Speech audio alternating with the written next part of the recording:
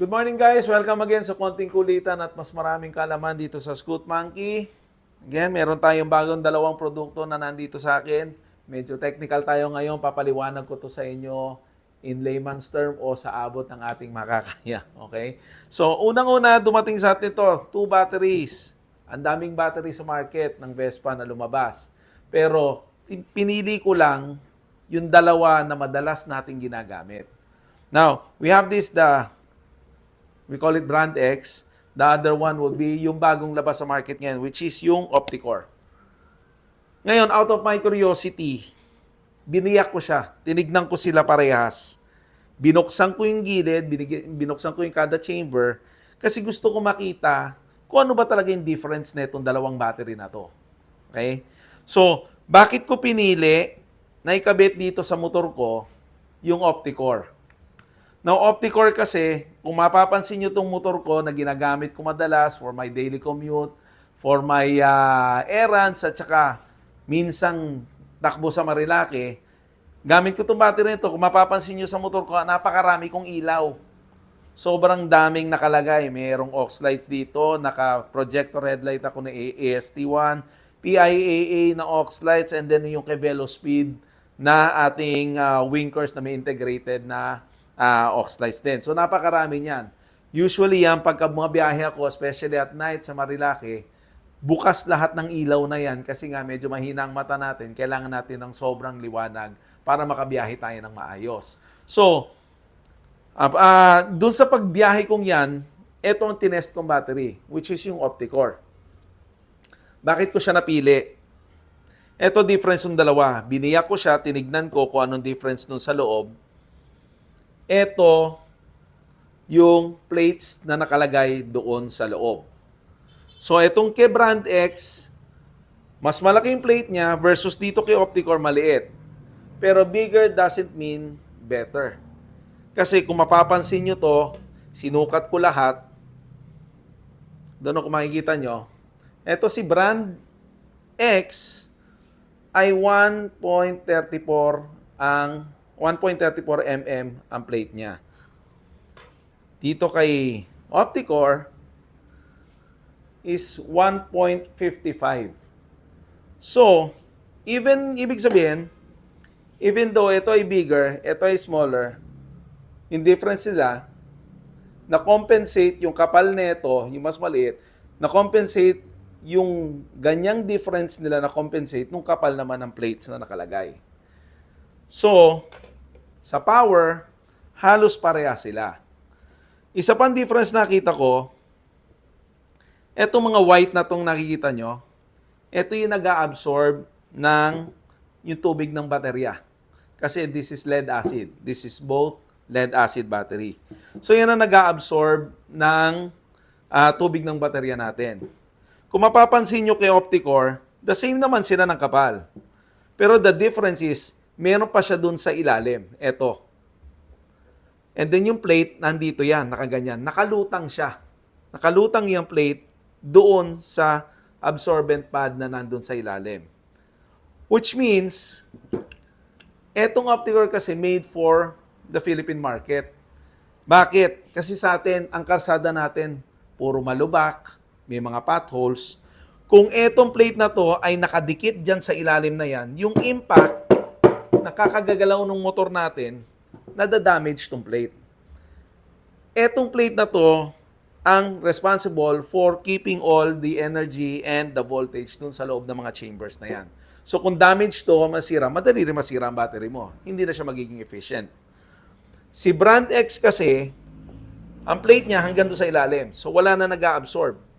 So pag kumakatok yan, gumagalaw din yung plate, nasisira. Nasisira yung ilalim. Which is, makikita nyo na nga dito eh. Meron na siyang yung ilalim, ito pantay na pantay, ito may parang dent na dun sa ilalim. Mind you, parehas na luma itong battery na to ha. Ginamit ko na itong battery na to for a while. Kasi nga, tinest ko muna siya before namin nilabas sa market. Tinest muna namin yan. So, yan yung difference na itong dalawa. Another difference na nakita ko sa kanilang dalawa, yung connection between chamber to chamber. Ito nakita ko, spot weld. Welded siya to yung connection niya, yung contact niya from here to the other chamber is welded through and through dito sa kabila. Dito naman kay Opticore, napansin ko, naka-cast on strap siya. Which means, kung naka-cast on strap siya, from chamber to chamber, continuous. Continuous ang connection. Continuous din, mas efficient ang energy, yung bato ng energy ng kada isang chamber, pantay-pantay ang bato ng kuryente. Not unlike sa spot-on weld kasi, okay din naman. The only difference lang, hindi natin sure kung yung spot weld na yon ay fully welded ba yan dun sa kabila o the same ba ng weld din dun sa kabila sa magkakatabing chamber. So, pwede kasing malakas ang bato ng kuryente nito, yung isa mahina, isa malakas, mahina. So, hindi natin alam yan kasi nga, sa welding, hindi mo naman talaga mapaperfect yan. Not unlike dun sa cast-on strap, iisa lang yan, walang dugtong yan. Walang dugtong. So, mas efficient ang energy, mas efficient din ang bato ng kada kuryente ng kada isang chamber. So, yun yung nakita kong difference dito.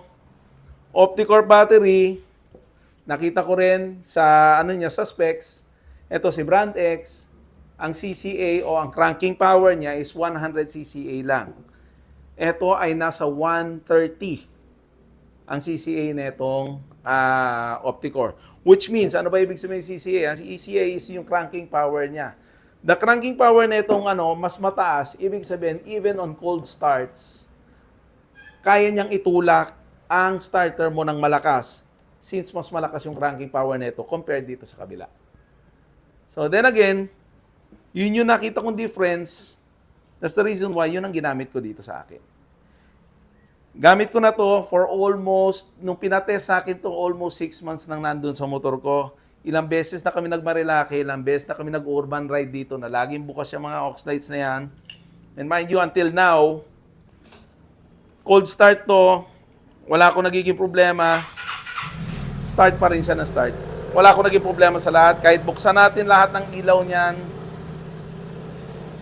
Ilaw dito, ilaw niyan. Ilaw ni Velospeed.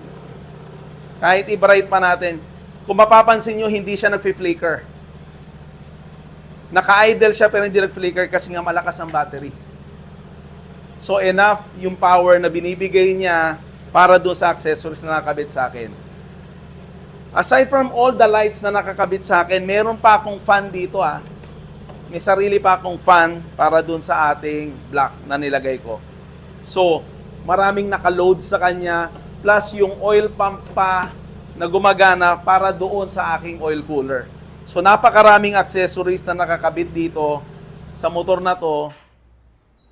Ang daming electrical components na nangyayari dyan, pero still, kayang itulak ng ating Opticore battery. So, yan.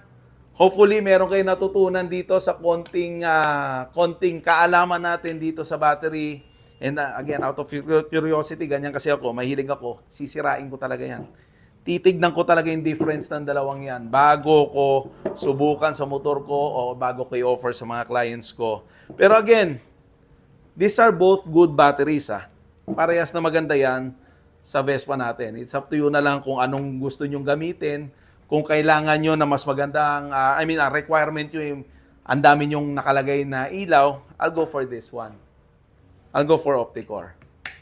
Pero the better, syempre, the better yung kuryente nyo sa inyong mga motor, the better din syempre yung performance niyan.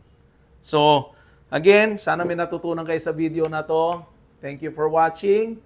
Don't forget to like, share, and follow sa Scoot Monkey page para meron kayong mga matutunan tungkol sa Vespa and any other accessories or any components na ilalagay natin sa ating mga Vespa. So, see you on our next video. Thank you for watching.